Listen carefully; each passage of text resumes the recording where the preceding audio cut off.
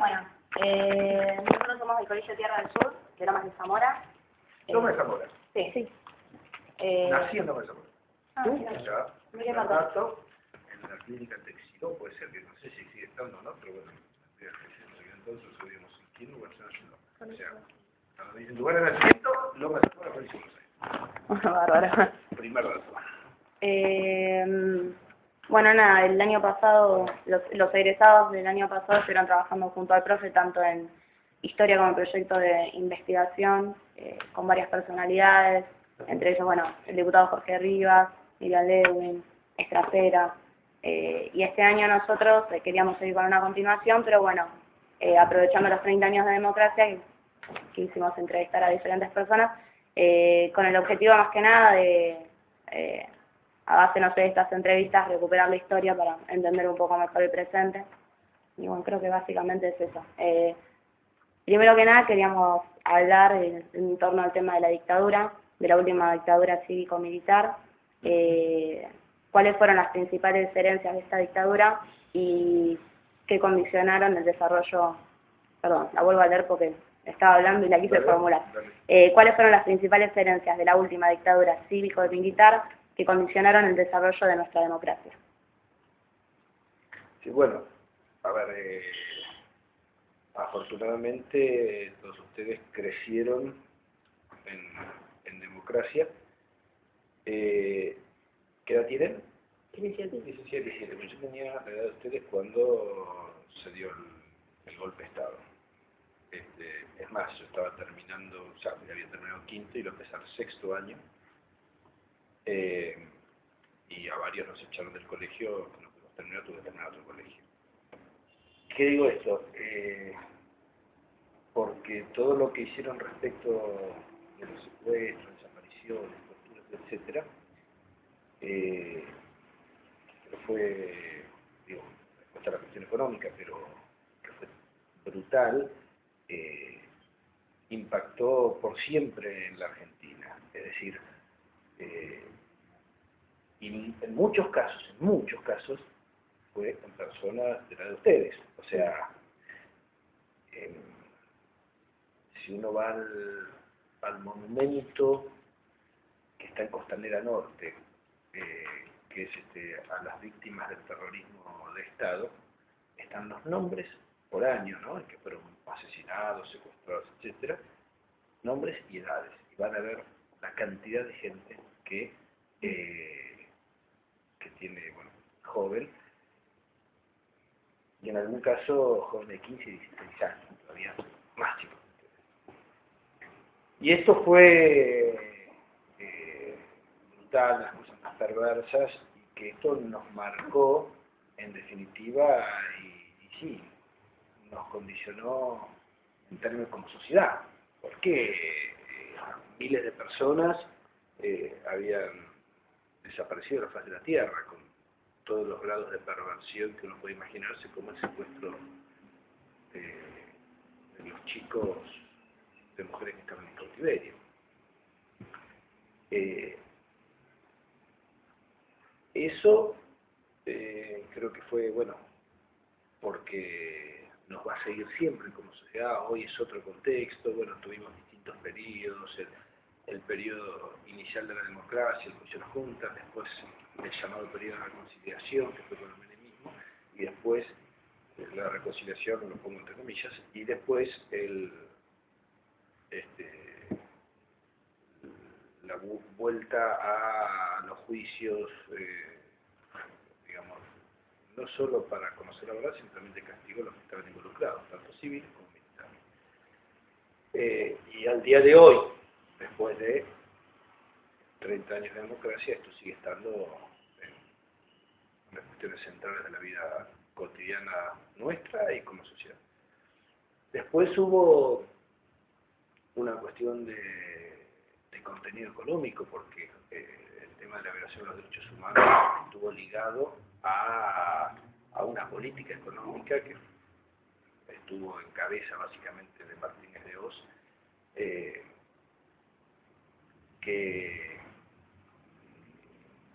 uno de los argumentos de la dictadura era que había mucha deuda externa, y por eso tenía que intervenir, además la seguridad, etcétera, y había en aquel entonces 8.000 millones de dólares de deuda externa. Cuando se fueron los militares había alrededor de 50.000, con lo cual esto mostraba un Estado que destruyó la economía nacional en términos del aparato productivo, que abrió las puertas a la importación, que endeudó a la Argentina, que concentró la riqueza en grupos de poder, etcétera, y esto fue un condicionante también para todo lo que siguió.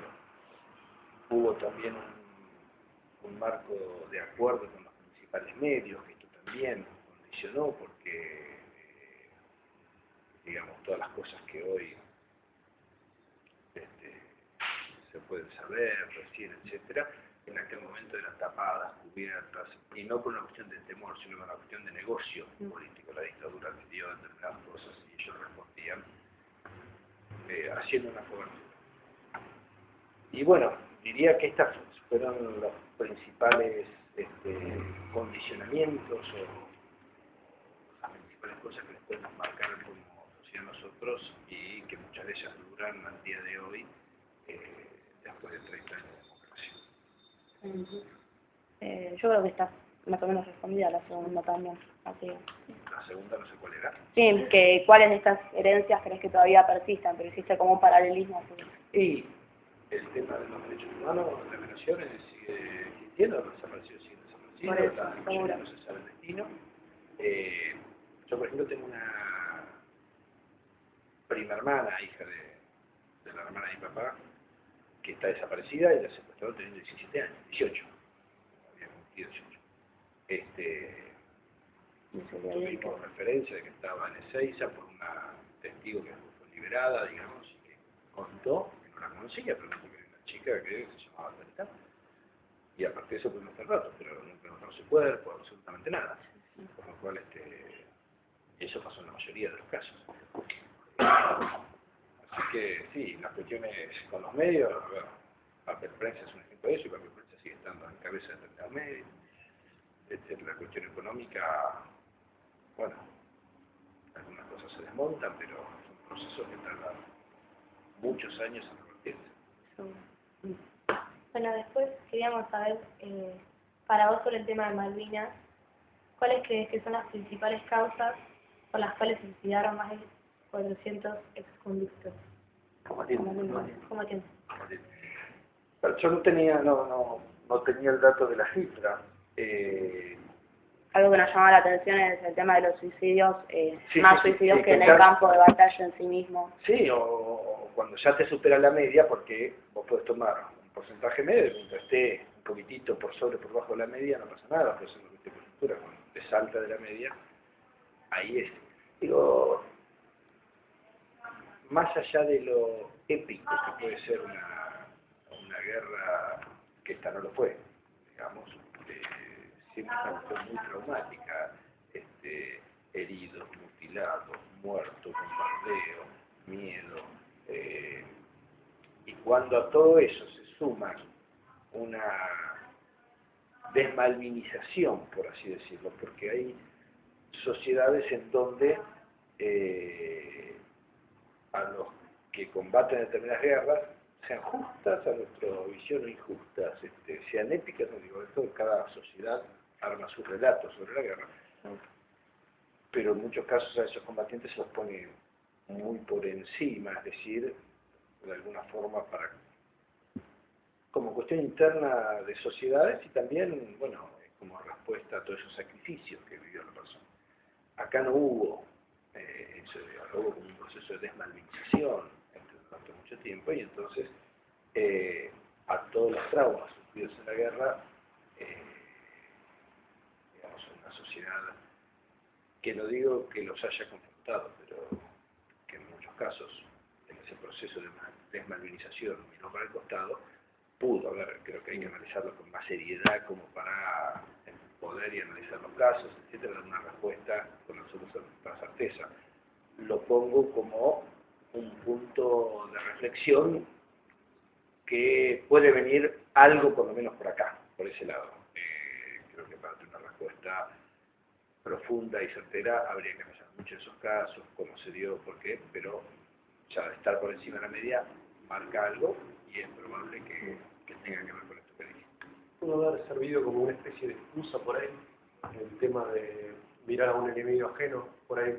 No, en aquel momento fue una excusa clarísima, pero yo eso ya lo viví un poquitito más grande. En ese momento por ahí no se daba cuenta de esta cosa de que era algo para por ahí, sacar la mirada interna. ¿No? Que si acá hubo dos hechos importantes que de alguna manera sacaron la mirada de la dictadura. A ver, vamos a empezar antes. Hoy nosotros sabemos todas estas cosas. En el momento que se da el golpe, había muchos sectores de la sociedad civil que aplaudían el golpe. Y no digo los que estaban directamente vinculados con los militares. Era otra sociedad, una sociedad que venía acostumbrada a que frente a distintas crisis recurría a los militares. Ustedes vivieron en 2001, 2002, la crisis, etcétera, por lo menos la tienen más cercana. Y por mucho menos antes se pedía a los militares que vengan y pongan orden.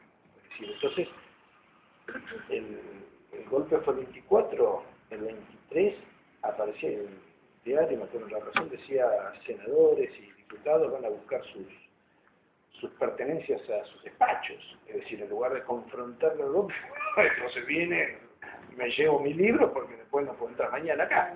Esa era la cosa. Y mucha gente que aplaudía el paso de las fuerzas militares. Entonces, en ese contexto, y con campañas muy fuertes de parte de los militares, es decir, como que esto era una campaña anti-argentina de las propias fuerzas guerrilleras, etcétera, hubo un gran suceso que fue el Mundial de Fútbol del 78, que de alguna manera puso el acento en algo deportivo, a nosotros nos encanta el fútbol, qué sé yo, y la gente festejando, pero no, mientras efectivamente había gente que estaba secuestrada, era ya en 81, estamos diciendo años 78, en plena dictadura. Y no era que la gente frente al Mundial se quedó en sus casas, no miró los partidos, no, la gente se lo festejaba. Que no es ningún reproche, es decir, yo estaba contento de que no me fui a ver la final. Digo, y yo tenía un montón de amigos desaparecidos, mi prima desaparecida, y tenía plena conciencia de lo que pasaba. Es decir, y estaba indignado con los militares. Pero bueno, digo, era una secuencia, una cuestión del fútbol, que me gustaba, y bueno, por lo menos yo intentaba separar la cosa de la gente que la separaba directamente. Todo bien. Con Malvinas pasó algo parecido, es decir, ya venía en una pendiente el proceso militar y entonces echar mano de eso como una cuestión de cohesionar a la sociedad sobre un tema muy sentido, como el reclamo de Malvinas, pensando que Estados Unidos, después de todos los favores que le hizo Argentina con la dictadura, no iba a alinearse, y bueno, eso no entender la política, porque entre el esquema internacional, entre el Reino Unido y Argentina, no cabe ninguna duda que quisieron alinear a Estados Unidos, y entonces pensando la recuperación de Malvinas, tener oxígeno de dictadura por más tiempo. Efectivamente fue una excusa como una herramienta política para tratar de perdurar más. ¿Qué pasó? Les saliste como la culata, porque como les fue mal en la guerra, la tuvieron, encima no solo no les sirvió para prolongarse el tiempo, sino que tuvieron que hacer la valija más rápido. Es decir, así que les fue mal en eso y bueno, ahí vino el proceso de democratización forzada, si se quiere, los propios militares que ya tenían la debacle después de perder la guerra malvina, mucho peor. Y para tu entender, la política de Estado más propia en función de la recuperación de la soberanía sobre las Malvinas, ¿cuál sería? Mucha presencia en los foros internacionales, un poco lo que se está haciendo ahora, es decir, reclamo en donde se puede estar en los discursos de canciller, presidenta, en las Naciones Unidas, en la OEA, buscar apoyo regional, como, bueno, y ahora creo que lo dijo Correa en su discurso de Asunción, el presidente de Ecuador, que dijo que el tema de las Malvinas no es un tema de Argentina, sino un tema de América, es decir, señores, no están solos, es decir, somos todos, y cuando nos tienen digamos, ocupadas a las Malvinas, nos están ocupando a toda América, no solo a la Argentina. Así que bueno, es un poco eso, yo creo que eso debe ser como contestado siempre con la paz, pero, y son procesos largos, esos son procesos largos. Internacionalmente se han logrado situaciones que eran inimaginables que pudieron ocurrir y ocurrieron, pero no son procesos fáciles.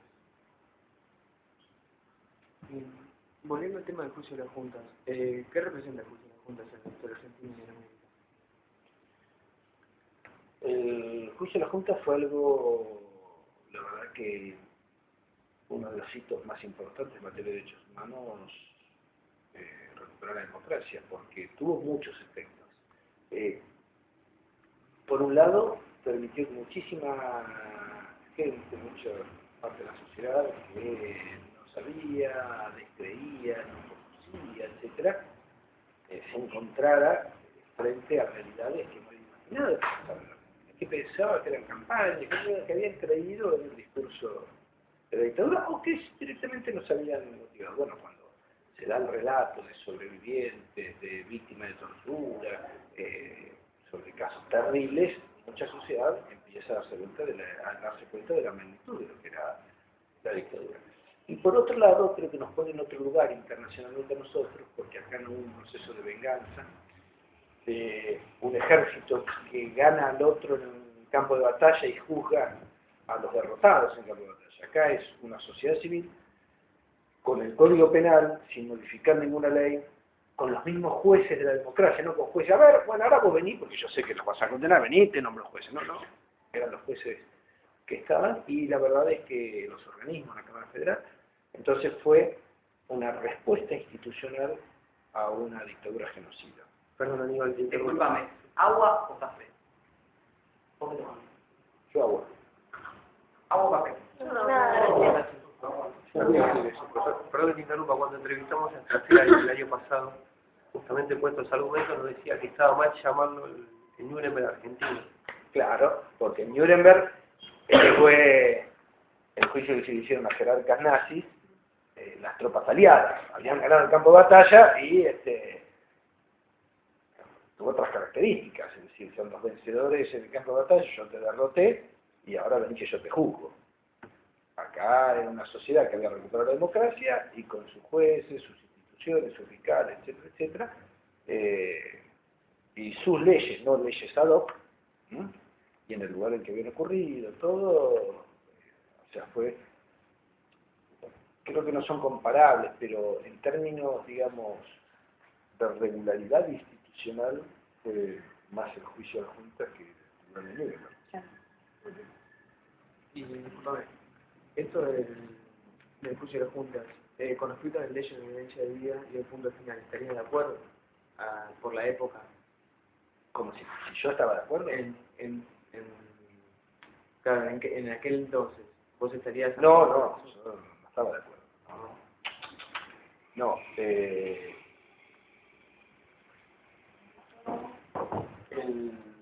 ¿Es justificable en aquel amenaza cara pintada o fue un... o crees que fue a ver, falta de coraje también? a ver, con el diario del día después siempre las cosas son más sencillas. Yo no estuve de acuerdo con las leyes de obediencia de vida en el punto final.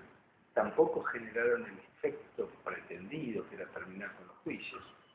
En ese momento había muchos de los acusados por delitos de violación de derechos humanos que tenían mando de tropas, cosa que hoy prácticamente no existe, ya están todos retirados.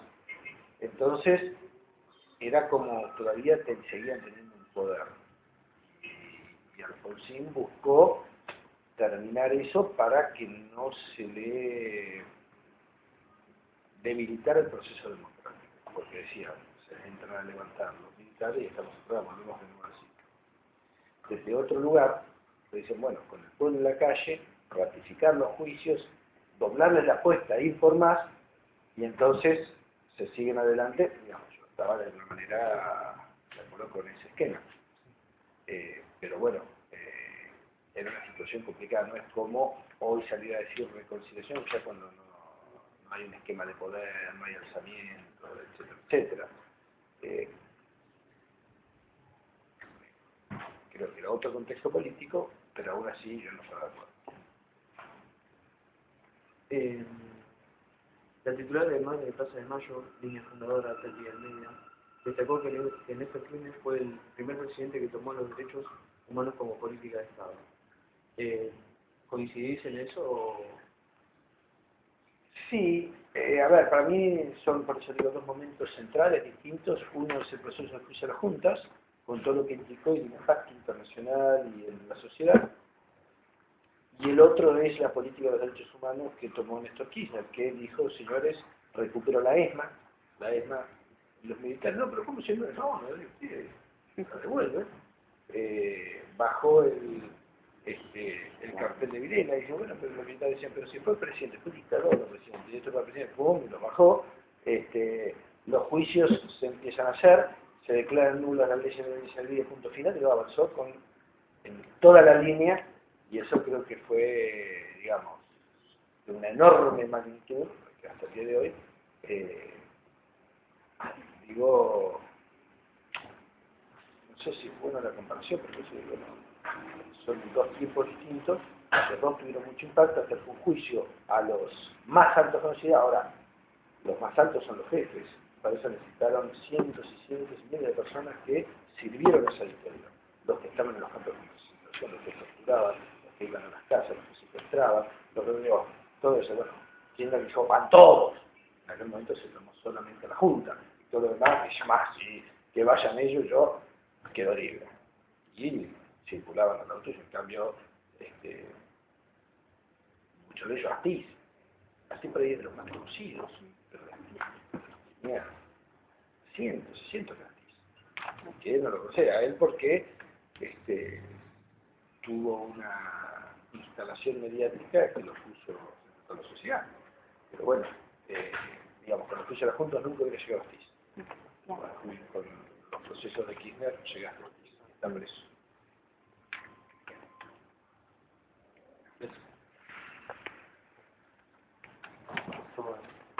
Respecto al neoliberalismo, en Argentina, que tuvo que imponerse a través del terrorismo de Estado en la última dictadura cívico-militar, ¿cómo fue posible que lograra tanta legitimidad social a principios de la década del 90? Bueno,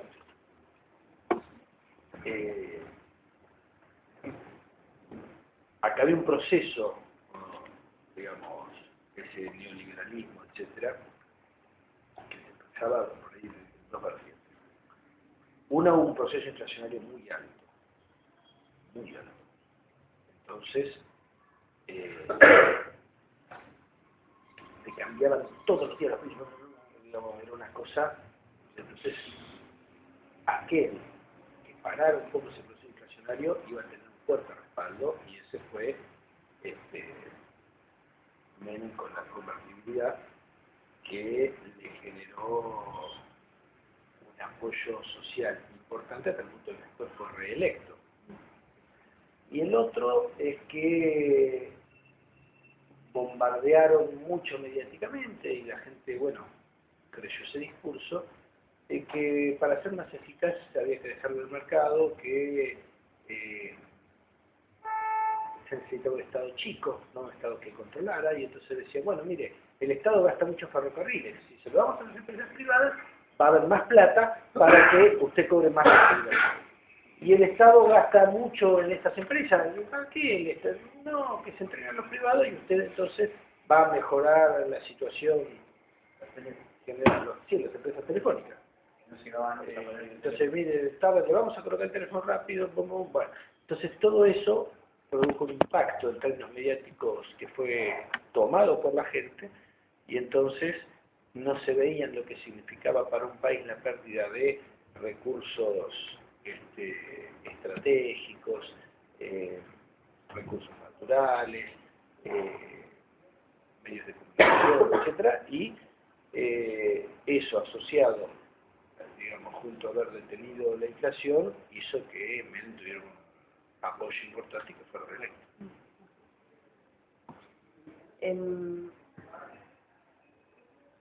¿Qué experiencia colectiva de resistencia podrías destacar de aquellos años? ¿De aquellos años? De aquellos años 90. 90,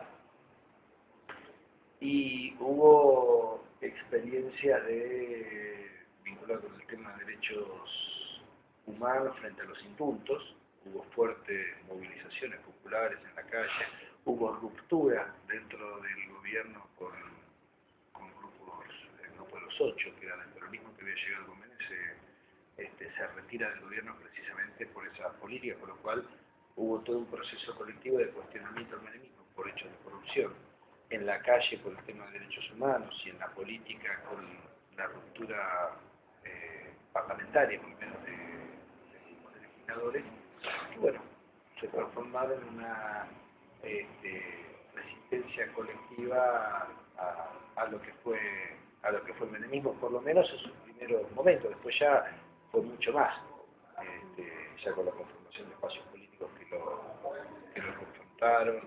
El surgimiento de la CTA, El surgimiento de la CTA, desde sectores gremiales que rompían con los, conformaban otro espacio por fuera del gremialismo oficialista. Fueron todas experiencias de resistencia colectiva en ese sector. ¿La alianza fue la gran solución política de los años 30? En 30 años, digo. Sí, no sé si la gran, una de las desilusiones políticas en estos 30 años. Porque, a ver, para tomar una comparación, yo esperaba que la alianza hiciera todo, o gran parte de lo que después hizo el kirchnerismo. Y la alianza no la hizo, y la hizo el kirchnerismo. Digamos, habíamos peleado contra Menem para hacer muchas de estas cosas, en términos de derechos humanos, en términos de cuestión económica, social, etcétera. Y la alianza en eso fue una gran frustración, un fiasco. No hizo nada de eso, sino que fue una variante de lo que venía. Y está bien que había triunfado el radicalismo más conservador, que era el de la Rúa. Pero bueno, eso fue lo que terminó siendo una alianza por el voto de los propios afiliados radicales. Y fue una de las grandes frustraciones en la gente, con hechos de corrupción, como las cuentas del Senado, etc. ¿Y cómo garantizaste la crisis siendo jefe de gobierno de la Ciudad de Buenos Aires? Bueno, fue un momento muy difícil, porque uno había llegado al jefe de gobierno con una perspectiva de una ciudad pujante, con obras, esto y lo otro, y se derrumbó. Esto es, a ver,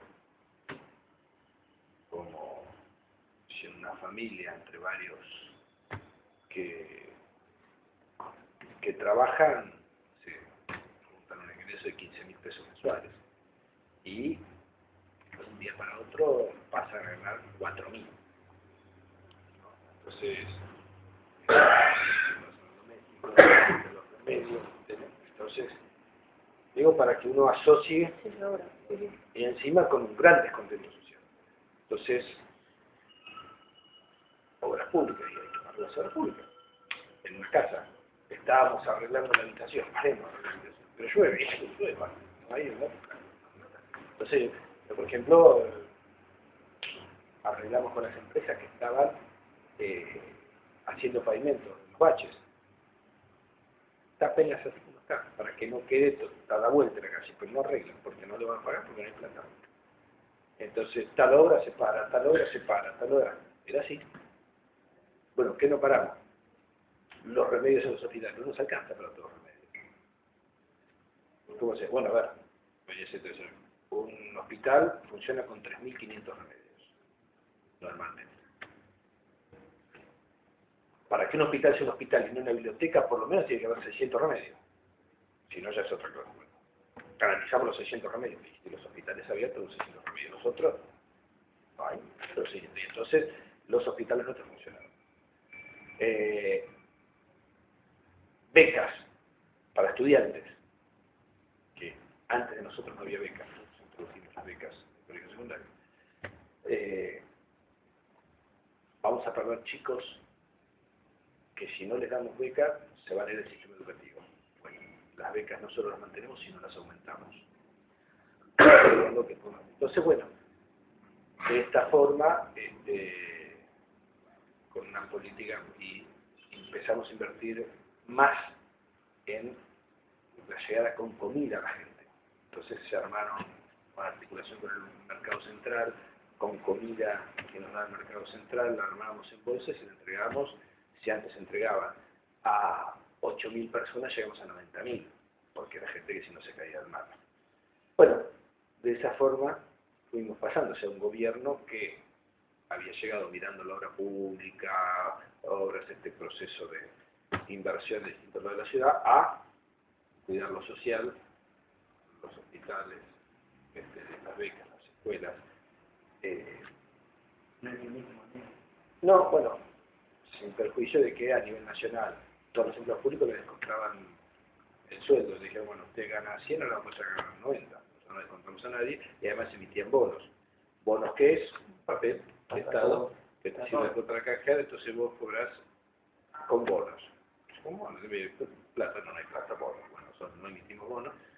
O sea, pasamos la crisis con muchas restricciones, que yo iba a los medios y me decían, pero la calle está, los baches no se pueden andar en auto. Y tenía razón, no se podía andar en auto.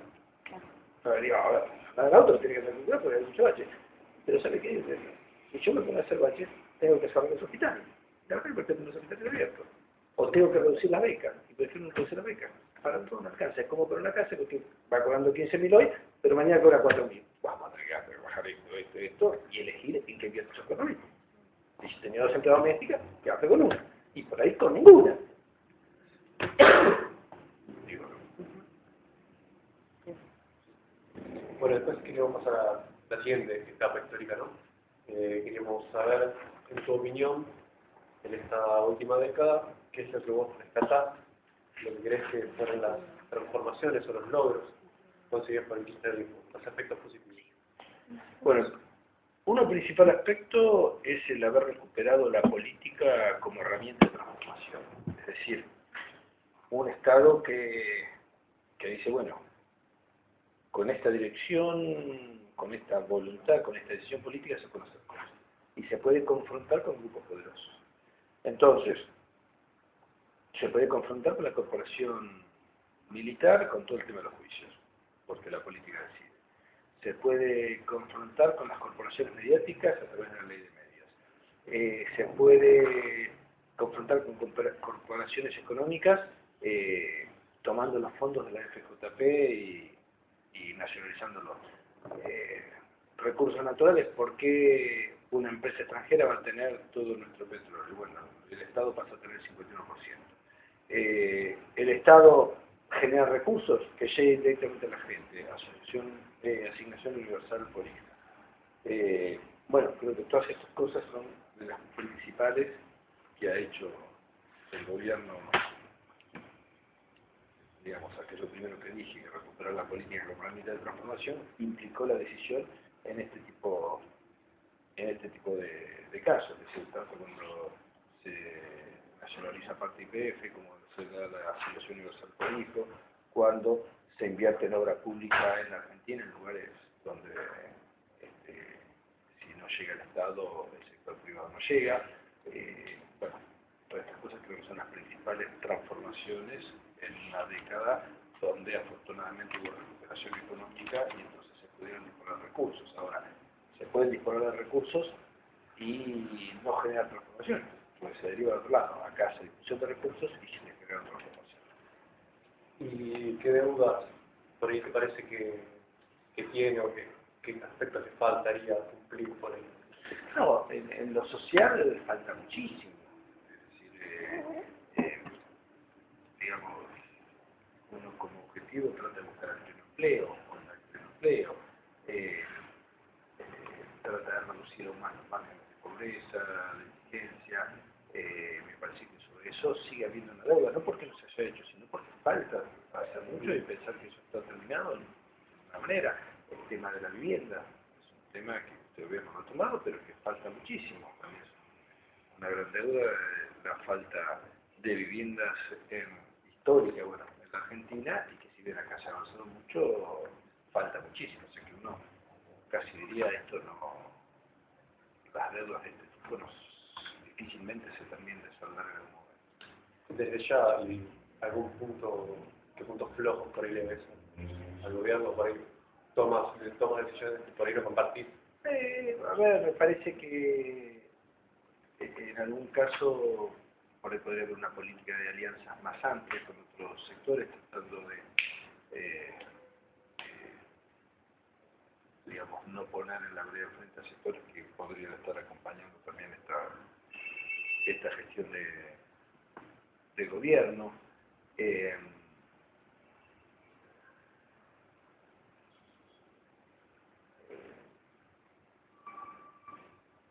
A ver, ha habido denuncias de casos de corrupción que creo que hay que investigarlas bien a fondo, aun cuando haya habido un manejo político y mediático de eso, creo que en toda sociedad hay que comprometerse fuertemente con esas investigaciones.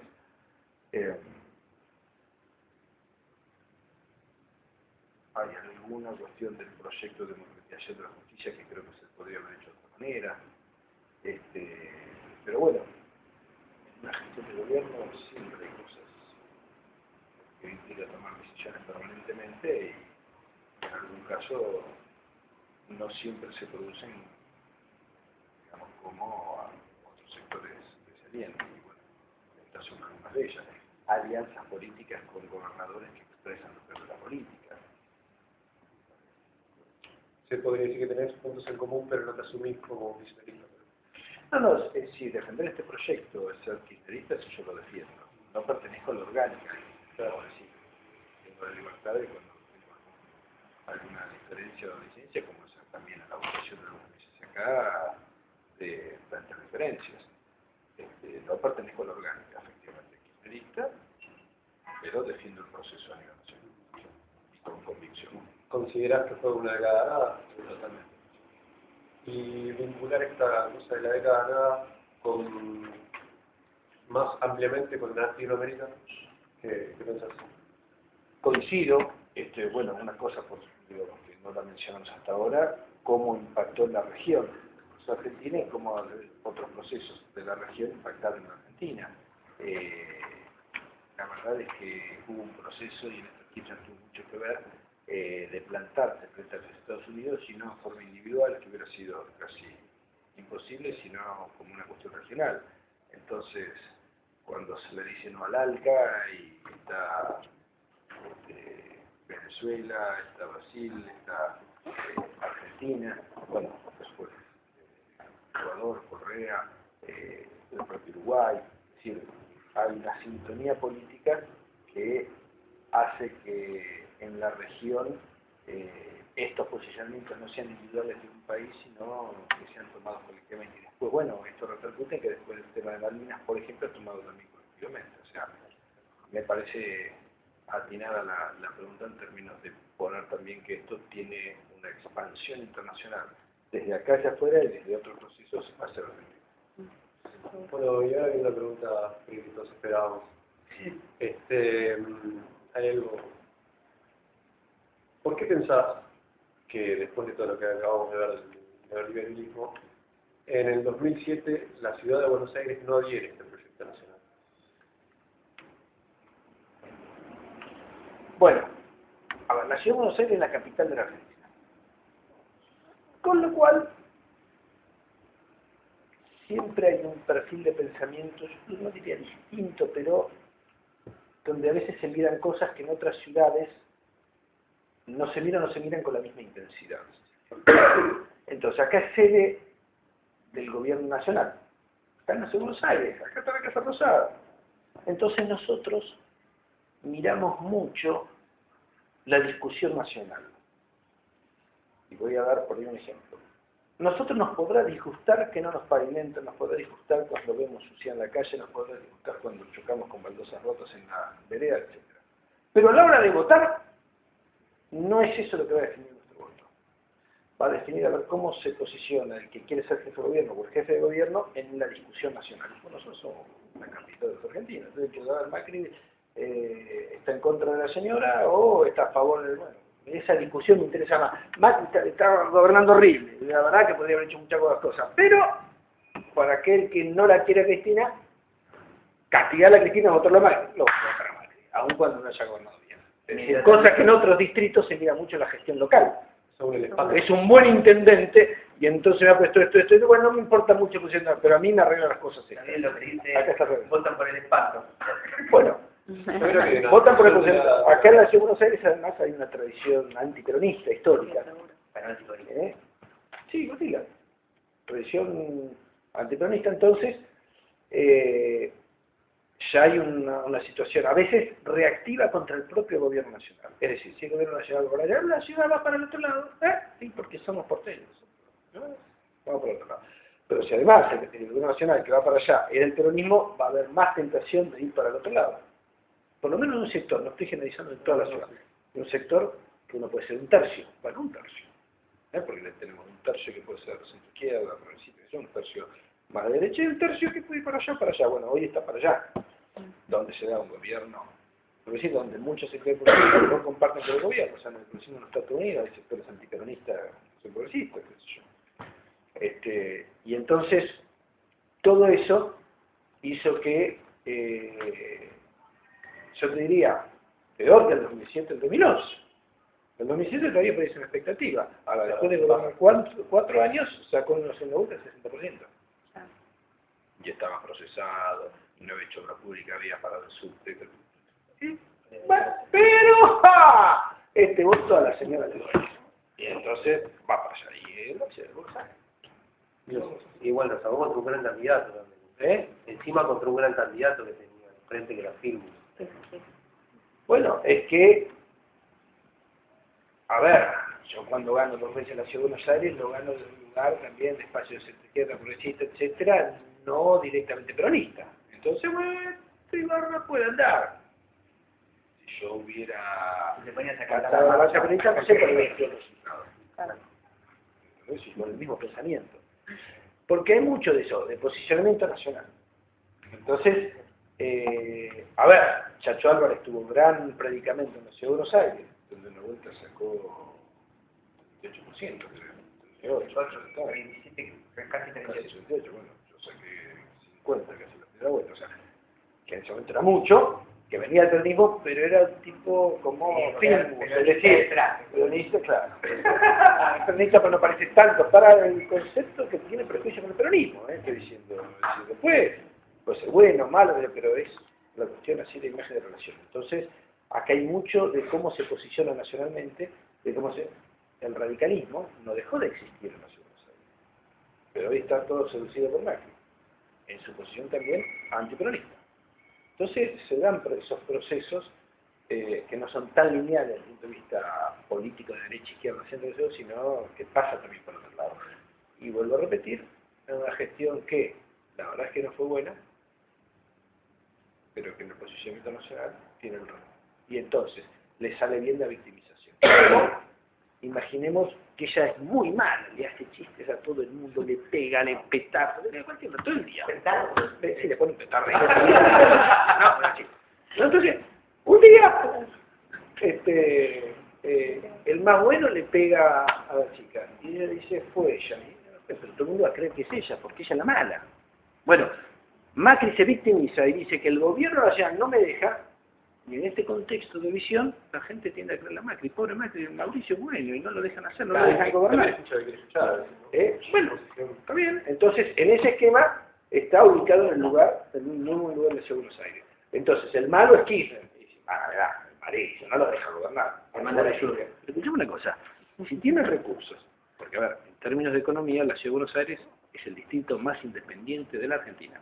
¿Qué quiere decir esto? Que el 90% es recursos propios.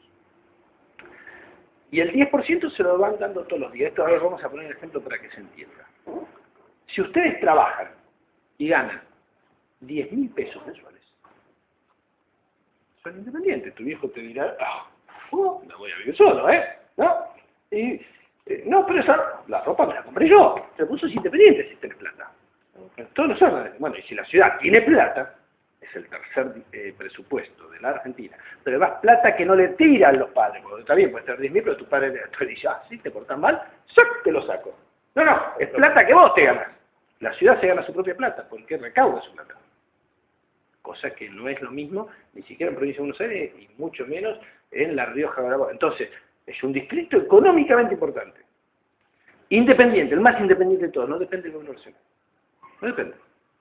Entonces me decís, no me dejan. No me dejan comprarme ropa, viejo. Pero si vos ganas 10.000 pesos, bueno, pero la gente cree en ese escenario que uno es víctima y otro es victimario. Bueno, esto ocurre mucho en la Ciudad de Buenos Aires. Lo que le ha salido muy bien al gobierno de la ciudad, más que puntualmente, es la victimización. La victimización, yo le voy a contar un hecho solamente. Durante 2 años, Macri dijo que quería hacer subtes. Yo quiero hacer subtes. Pero Kirchner es tan malo que no me deja endeudarme, porque yo para endeudarme necesito el permiso de Buenos Aires y no me lo da. No me lo da, dice, entonces yo quiero hacer subte, pero no me da. Entonces la gente decía, pobre Mauricio, quiere hacer subte, pero no lo deja el malo de Néstor Kirchner. Vos la masa, lo mismo, el Gema y el otro, Mauricio era bueno.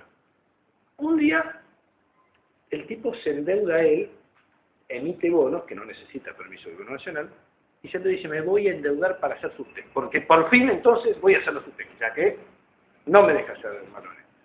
Y se endeuda en $300 millones. Recibe la plata. ¿Y ustedes qué piensan que hizo Mauricio? ¿Qué tenía que hacer? Subtes. Muy bien. Cuando recibe la plata se dio cuenta que no tenía un solo proyecto para hacer subte. No lo podía usar. ¿Cuál es el ejemplo? Que ustedes piden un crédito para construir un edificio. Tienen la plata para construir un edificio. Entonces, tu viejo te dice, bueno, ¿y construimos el edificio? Dice, no tengo el terreno, no tengo los arquitectos, no tengo el proyecto. Entonces, no era que querías hacer el edificio. Bueno, eso es para los giles. Bueno, esto es lo mismo. Entonces, y durante años le crecieron a Macri que no lo dejaban hacer subte. Ahora, cuando tuvo plata para hacer subte, no pudo hacerla, tuvo que pedir permiso para gastarlo en otra cosa. No, él lo gastó en viaductos, los que van abajo de la Igual en Metrobús, el buquebús, ahora en el 9 de julio. ¿Cómo se llama el Metrobús? Sí, pero el buquebús. Entonces, lo que quiero decir es que cuando uno se victimiza y la gente le cree, le va bien. Aun cuando sea una gran mentira, como fue lo de subte. Era mentira, entonces que vos querías hacer subte, porque cuando tuviste la plata no pudiste hacerlo porque no tenías un solo proyecto de subte. Sí, es verdad. Pero la gente cree otra cosa. Y como dice Durán Barba, que es el principal asesor mediático de Macri, no importa lo que es, no importa lo que ocurre, no importa la verdad en definitiva, lo que importa es lo que la gente cree. Y si la gente cree que vos sos bueno y querés hacer subte, si el malo quiere que no te deja, no importa que no se valore. Si la gente lo cree, vale. Y ahí va. El otro día hacer un debate, estamos hablando del tema de la ciudad, del tema de la independencia. Habíamos investigado, habíamos visto que la población de la ciudad de Buenos Aires es más o menos 3 millones. 3 millones de personas hace décadas. Sin embargo, en un día laboral, un día de semana, muchos más. son muchos más. Y entonces, creíamos, ¿no? Alrededor de 10 millones puede No. Se dice 7 3 millones más entran, no se sabe bien esa cifra, puede ser 1,5 millones más. Teníamos mal los datos. No. Me llamó bastante la atención. Dicen 3 millones, pero tampoco hay. El tema de que si era por ahí que la gente que viniera, si tiene un derecho en realidad de elegir a la gente de votar a un gobernador o el jefe de gobierno. Es lo que dice, parece, lo que dice la gente que viene habitualmente a trabajar acá, que no tendría que tener derecho a elegir autoridades. Claro. Si bien no está establecido por ahí acá, por ahí. Y sería difícil de encontrar, esto es lo mismo que te diga que vos podés elegir al intendente de Mar del Plata porque te vas a hacer vacaciones allá. Sí, pero yo creo que si alguien. Y dormís allá. Si hay un gran porcentaje de la población que viene rutinariamente todos los días a trabajar y. Sí, pero vos perdés tu trabajo, ¿qué pasa? Sería difícil de controlar eso. A ver, es razonable porque vos venís, vivo acá. Mayor parte de tu vida acá, ¿no? Pero después de la partida acá más. Yo voy todos los días a La Matanza a trabajar y pido mi derecho a vivir en La Matanza también. O a la vez, vos votás acá, pero te sacan tu voto de San Isidro. o vos querés votar en San Isidro acá. Digo, por eso, digo, interesante para discutir. Sí, eso es bastante Complejo de implementar. también de implementar ese Bueno, Bueno, yo milito en la JP Buenos Aires, que es, en realidad es una rama, hacemos una radio y quería saber qué opinabas acerca de la participación política de los jóvenes, de la militancia en este salto. No, es bárbaro. Lo digo ya no del lugar de persona grande, sino que yo vi la militancia también. Yo empecé a militar a los 15 años, afiliado a un partido político también, que era la Juventud Comunista. Con lo cual, de chico mamé la militancia, por así decirlo, reuniones, marchas, debates, tuve cuerpo de delegados, tomas de colegio, todo eso, caídas, pintar paredes, caídas en comisaría y todo lo demás. O sea, y en realidad es involucrarse en cosas que le pasan, o sea, pues si no uno dice, yo no me meto y está dejando que decidan otros. Uno se compromete de esta forma. Y la verdad que para el joven siempre es bueno un lugar de pertenencia y de participación. Que creo que la política no es el único, ¿eh? Es decir, es bueno que el joven, y siempre necesariamente tiene un lugar de pertenencia, que puede ser un grupo de música, puede ser grupos de teatro, pueden ser deportivos, entonces uno participa, tiene amigos, contiene, se desarrolla, crece, intercambia, discute, toda esa relación es bárbaro. En la política, yo no sé si decir más o no, pero tiene esa cosa de también todas estas cuestiones donde además te involucras en la cosa colectiva, no te encerrás en lo tuyo, solo pues necesariamente la política te abre hacia todos los sectores. Después hay grupos de pertenencia que no son de los mejores, la barra brava de un club, también es de pertenencia, hay gente que tuvo la barra brava, o una banda que se dedica a robar, que se tuviera esa de pertenencia, y yo estoy chocho porque dejan hacer pana. Pero sí, y muchos jóvenes empiezan porque necesitan ese lugar de pertenencia que no lo encuentran en algún lado. Entonces no lo encuentran en un grupo musical, no lo encuentran en un club, no lo encuentran en el grupo del colegio que se arma y qué sé yo, y hacen esto, lo otro, o en la política, y tienen que pertenecer a algo. ¿Por qué? Porque el joven ya se desarrolla solo, ¿no?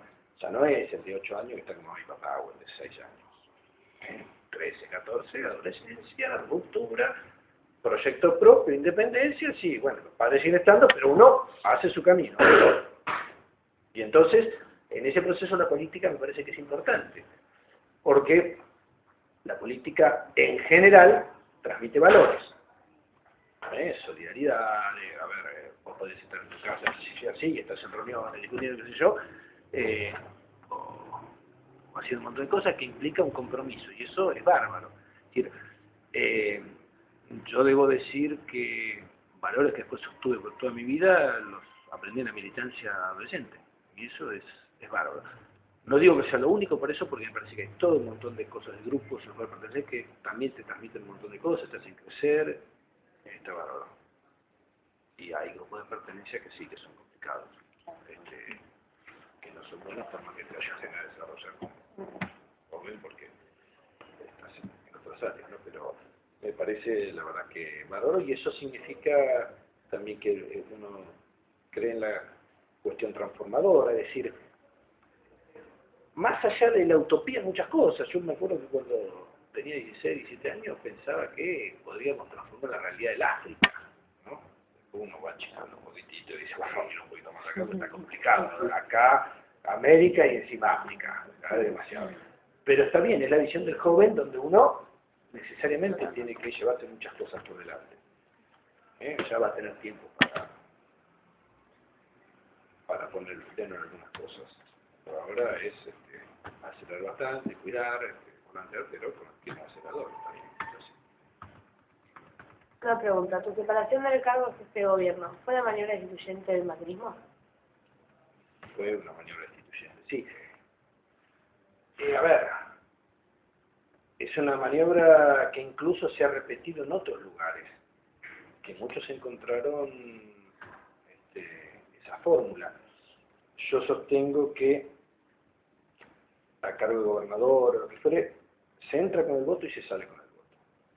Y si en todo caso en una situación excepcional, si son legisladores que deciden que esta persona debe salir, debe ser ratificado por el voto popular, esa decisión. Porque si no, se da que, supongamos que él llega como gobernador, y lo votaron 2 millones de personas. Ahora nosotros somos el cuerpo legislativo. Entonces, él consiguió 2 millones y yo no conseguía 2 millones de personas. La verdad que ganó él. Ahora, arreglamos entre nosotros y lo volteamos. Y te ponemos a vos. Y vos después nos repartís. Y entonces, vale más arreglar con un cuerpo legislativo que conseguir votos con la gente. Y si pasa algo grave que estimamos que no tiene que seguir, pero muy bien, decimos se tiene que ir. Bueno, a ver si la gente convencemos a la gente, que es la que decide. Porque él tiene el voto popular. Y entonces reemplazar el voto popular hay que ser muy cuidadoso. Por eso yo digo, Macri, que yo con todas las cosas que él ganó, y lo que hay que hacer es ganar las urnas. No podemos, más allá que no las tenemos, juntar 30 legisladores y decir a la gente, ustedes lo votaron 2 millones de personas, 60, ¡ay! Yo digo que no. Y ¡pum! Se va. Y queda. Porque lo que se está dando ahora es que el vice, porque el vice en Venezuela es distinto. El presidente decide quién es el vice, que eso es mucho más difícil. Acá el vice entra en la fórmula. Entonces, imaginamos nosotros, yo soy el jefe de una y ella es vice. Entonces dice, yo tuve tantos votos como vos, lo cual es cierto. Por más que ella no lo conociera, ni que qué sé yo. No, pero puede ser Cristina con vudú, lo que fuere. Cristina puede poner vudú, o como fue Cobó, etcétera. Y como decía, yo tuve los mismos votos que Cristina. Pero no tuvo. Vos contás, va en la fórmula. Entonces, ¿qué es lo que se da? Que el tipo, el vice, quiere ser, pero no pudo, porque no le dio para ir primero. Entonces, es como el que es eterno suplente y quiere ser titular. Entonces, ¿qué pasa? Ese eterno suplente encuentra una forma de llegar, que no es por los votos, porque entonces es arreglar con algo mucho más fácil, lo echamos, subo yo y repartimos. Entonces, ella que no tiene 2 ministerios, yo puedo nombrar a 2 ministros. Listo, vamos a echarlo que no me da nada. Y, bueno, y ahí aprovecharon una situación, que una tragedia, etcétera, para decir, se juntaron el vice y el macrismo y dijeron, vamos a echarlo a este. Cuando se lo echamos a este, quedo yo. Y a vos, yo soy el macrismo, te doy esto, a vos te doy esto, y listo, vamos todos. Echaron, aprovecharon una tragedia y pasaron por encima del voto, porque no es que la legislatura de Ibarra tiene que ir, fue la gente y votó 60% de los enemigos, porque ahí sí, la Lina Ponce te vas. Señor, que lo mayor fue una excusa para torcer la voluntad popular. Sí, quedarse con un gobierno más que torcer, porque torcer la voluntad popular, ahora ellos se quedaron con un gobierno. Porque no es que dijeron, bueno, a ver, insisto, se tiene que ir por tal cosa, porque es más, se apuraron a que hubiera decisión de la justicia, porque sabían que la justicia ni siquiera nunca jamás me citó, con lo cual era una decisión política, cuando se tiene que ir. Yo le digo, ¿por qué no convencen a la gente? Vamos a que la gente diga, y yo por eso dije un profesor regulatorio, que la gente diga, si la gente dice que me tengo que ir, me voy. No, lo decimos nosotros. Entonces, ese es el riesgo, digo, y sacándolo de yo creo que hay que reformular el tema del juicio político, porque se está dando en muchos distritos, intendencias de gobernación, que se ponen, varios lados, que se ponen de acuerdo el cuerpo legislativo, algún sector, con el vice, y echan el titular. Luego Paraguay. Luego Paraguay. Y más con el, perdón, un pequeño dato, que nuestro sistema tiene la elección de mitad de año, donde se renuevan las cámaras parlamentarias, es decir, de Congreso y senadores, que ahí muchas veces puede cambiar la mayoría, correr el riesgo. Sí, a ver, puede, yo no digo, lo que digo es que si una legislatura entiende que alguien se tiene que ir, lo tiene que ratificar la gente. Entonces estamos todos tranquilos, muchachos. Porque si la gente dice, no, ahora lo que no puede ser es que a vos te puso 1,5 millones de personas en el voto y 30 deciden que te vas. Es como dices, ¿cómo 30? Nosotros somos representantes, sí, pero vos dijiste 30. Entonces, las voluntades se arreglan de otra manera. Y entonces el vice, que encuentra la beta para poder llegar, el eterno suplente, llega y reparte esquemas de poder con los otros que está todo bien. Tienen la excusa, una tragedia, por no sé yo, arreglan con el vice que queda, el vice pasa a ser titular en lugar de suplente, y los otros, en lugar de oposición, pasan a ser oficialismo. Y pasó como pasó con Lugo. El segundo que lo echó, que quedó presidente, cuando se presentaron elecciones perdieron. Es como, Tellerman cuando se presentó perdió, ¿verdad? Ni siquiera te sirve después para